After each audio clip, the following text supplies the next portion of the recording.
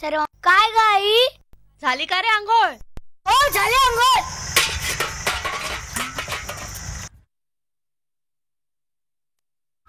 आई माझा अंग पुस ना. पुसते हो. बाळा, तुझे बाबा देवदर्शनावरून आले का बघून येतोस? जातो, पण माझे पाय पुस ना. माझ्या पायाला घाण लागेल. दे. बाळा श्याम, पायाला घाण लागू नये म्हणून जसा जपतोस तसा मनाला घाण लागू नये म्हणूनही जप हो.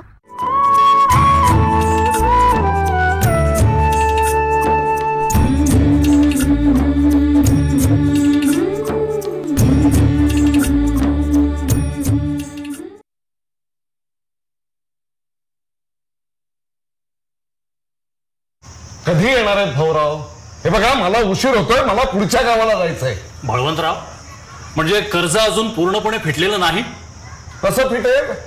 अहो व्याज तर नाहीच, पण मुद्दल केव्हा फिटायचं? अहो आम्हाला सांगा, नक्की कर्ज किती फिटायचे? ते तुम्ही भाऊरावांनाच विचारा. नाही, पण कर्जाची रक्कम आता शिल्लक किती राहिली हे आम्हाला कळायला नको? बरोबर आहे. बरोबर आहे ना, तुम्हाला करायलाच हवं. कारण कर्ज जर फिटलं नाही तर घरादाराचा लिलाव करावा लागेल. अरे पण आमचा आणि आमच्या कुटुंबाचा या कर्जाशी संबंध तरी काय? संबंध तरी काय हे तुम्ही मला विचारताय? एकत्र कुटुंब म्हणून राहताना तुम्ही या घरात. अहो पण हे बघा, भाऊरावांनी जरी कर्ज घेतलेलं असलं तरी जबाबदारी तुमची सुद्धा आहे. तुम्ही भाऊरावांना लवकरात लवकर कर्ज फेडायला सांगा, अन्यथा मला कायदेशीर कारवाई करावी लागेल. दापोली कोर्टात मला दावा दाखल करायला लागेल. बळवंतराव, कधी आलात? झाला बराच वेळ. तुमचीच वाट पाहत बसलो होतो. जेवण झालीत? झालं. तुमची वाट बघून शेवटी जेवून घेतलं मी. भाऊराव कधी देताय पैसे? बळवंतराव, या सालात तुमचं कर्ज भागवतो बघा. भाऊराव, असं तुम्ही नेहमी सांगता, पण पैसे मात्र देत नाही. बस या एक वेळेला सांभाळून घ्या. भाऊराव, आता मला तुम्हाला असं नेहमीसारखं सांभाळून घेता येणार नाही. बळवंतराव, मला सगळे पैसे एकदम हवेत. हे बघा भाऊराव, पुरे झाले तुमचे वायदे. मी पुढल्या महिन्यात परत येतो. पैसे तयार ठेवा.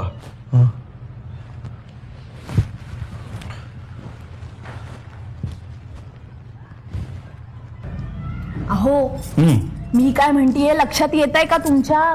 काय लक्षात येत आहे का? मी म्हणते चोरांनी वगैरे पैसे अजिबात लुटलेले नाहीयेत. म्हणजे काय म्हणायचं काय तुला? एवढी साधी गोष्ट कळत कशी नाही हो तुम्हाला? हे बघ, तुला जे काही सांगायचं असेल ना ते स्पष्ट सांग. उगीच असं कोड्यात बोलू नकोस. बरोबर. तुम्हीच सांगा भाऊजी. बरोबर आहे. नाही म्हणजे वहिनी, तुमचा काहीतरी गैरसमज होतोय. तसं तुम्ही गप्प राहा. चोरांनी वगैरे पैसे अजिबात लुटलेले नाहीयेत. पैसे लाटण्यासाठी खोटा बनाव चाललाय हा त्यांचा. काय बोलता का तुम्ही? काय बोलतोस, तुला कळतंय का? तू भाऊवरती संशय घेतेस? मी खरं तेच बोलतीये. वहिनी हळू बोला, ऐकतील ते. ऐकू दे. नाही, बघ, तू जे म्हणतेस ना ते मला अजिबात खरं वाटत नाही. अहो, एवढी साधी गोष्ट लक्षात कशी येत नाही हो तुमच्या? काय? एक हाती कारभार.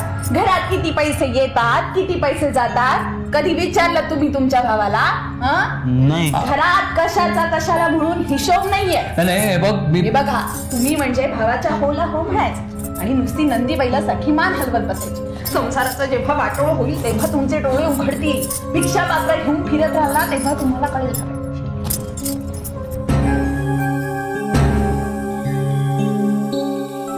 माझे वडील ज्या घरात वाढले, लहानाचे मोठे झाले, बरा वाईट संसार चालवला, त्या घरात त्यांनी इतरांना सुद्धा कशाचीही कमतरता भासू दिली नाही. भाऊ बहिणींची लग्न करून दिली, त्यांची हौसमौज भागवली. आजोबांच्या पश्चात माझ्या बाबांनीच भाऊ बहिणींचा सांभाळ केला. म्हणतात ना, या देशात भाऊबंदकी फार आहे. ती थेट कौरव पांडवांपासून. घरातल्या कुणालाच कशाचीही कमतरता भासू नये म्हणून त्यांनी सावकाराकडून कर्जही काढलं होतं. आणि नंतर ते कर्ज फेडायचं कोणी, यावरून घरामध्ये वाद सुरू झाले. भाऊ, त्या सावकाराकडून किती पैसे घेतलेस तू? आणि मी म्हणतो, सावकाराकडून पैसे घेण्याची गरजच काय होती तुला? बरं, ते पैसे आता फेडायचे कसे? हे बघ, पैसे तू घेतलेस, पैसे तुलाच फेडावे लागणार. बरोबर. अरे पण या घरासाठीच पैसे घेतलेत ना मी. हे सगळं तू केलंयस, हे सगळं तुलाच निस्तरावं लागणार. आणि भाऊ, सावकाराकडून पैसे घेताना तू आम्हाला विचारलं नाहीस. आणि सावकाराचे पैसे फेडले नाही तर तो या घराचा लिलाव करेल. बरोबर. आणि आम्ही या घराचा लिलाव होऊ देणार नाही. हो ना. आणि सावकाराकडून आम्हाला अंधारात ठेवून तुम्ही कर्ज काढलं. हो, यापुढे आपण एकत्र राहणे नाही. तू आणि तुझं कुटुंब दुसरीकडे कुठेतरी सोय बघा.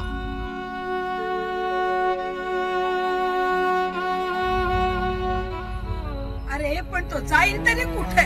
कुठेही जाऊ दे, आम्हाला त्याच्याशी काही घेणे देणे नाही. आणि आमचा त्याचा संबंध संपला. तुला यायचं असेल तर तू आमच्या बरोबर राहू शकतेस, नाहीतर तूही त्याच्याबरोबर जायला मोकळीस.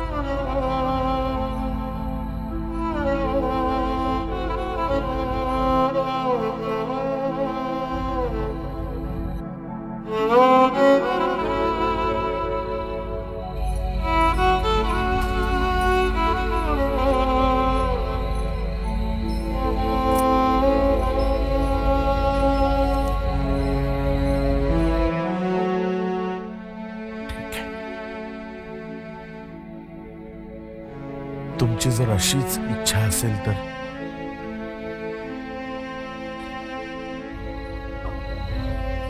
जाईल.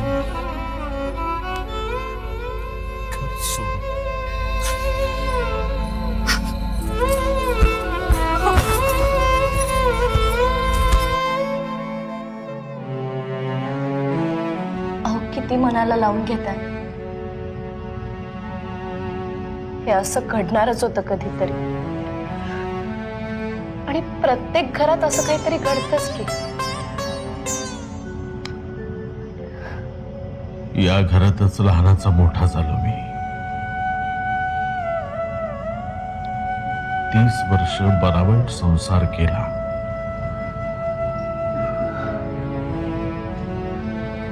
सगळ्यांची लग्न अगदी धूमधडाक्यात केली. हट्ट पुरवले, हौसमौज करायला दिली. यशोदा वेळ प्रसंगी आपण चिंचेचं सार खाल्लं, पण यांना कधीही काही कमी पडू दिलं नाही.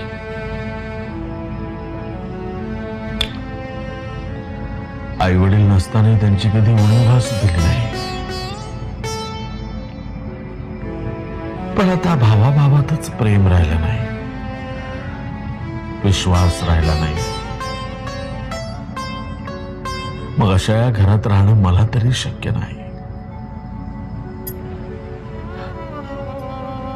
म्हणूनच हे घर सोडण्याचा निर्णय घेतला मी. काकू, त्यांनी मला सांगावं घर सोडायला. त्यांनी. खूप लागलं ग मनाला, खूप लागलं मनाला.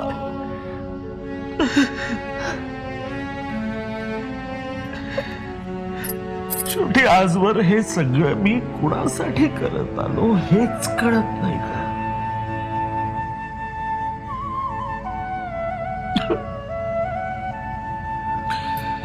आता माझ्या मुलाबाळांना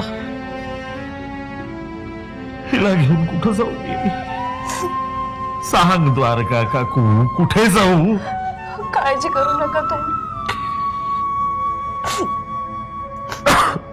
माझ्या वडिलांकडे जाऊन राहू आपण. सासूरवाडीला जाऊन राहणं म्हणजे कुठं जाणार आहोत आपण? सध्या आई घरी नाही, पुण्याला भावाकडे.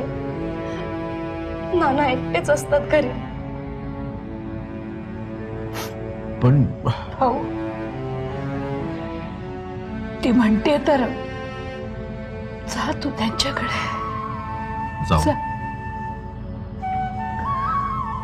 ठीक आहे. तू काय करायचं ठरवलंस? मी अरे, आजपर्यंत तर मी तुझ्या बरोबरच राहत आले. इथून पुढे तुझ्या बरोबरच.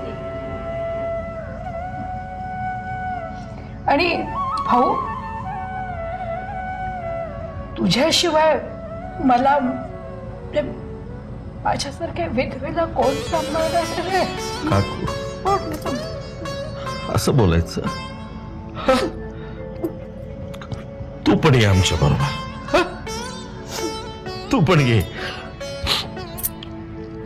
बर का. अंधार पडला की आपण निघायचं. आपण जाताना कोणालाही दिसायला नको. एक बरं आहे, त्यात आज गणेश जयंती आहे म्हणजे सगळे कीर्तनाला गेलेले असणार. निघूया आपण.